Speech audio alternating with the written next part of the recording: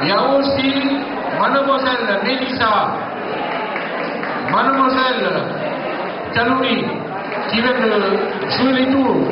Voilà, vous pouvez applaudir, mais ce n'est que l'égustation à notre tradition.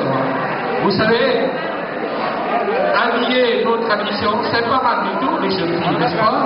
Par rapport aux jeunes français, c'est pas. Hein? Avec les misquettes, nous, avec la jupe, avec quelque chose comme ça. C'est pas mal, non? Alors, maintenant, vous pouvez applaudir très fort, s'il vous plaît, et la musique et la danse commence.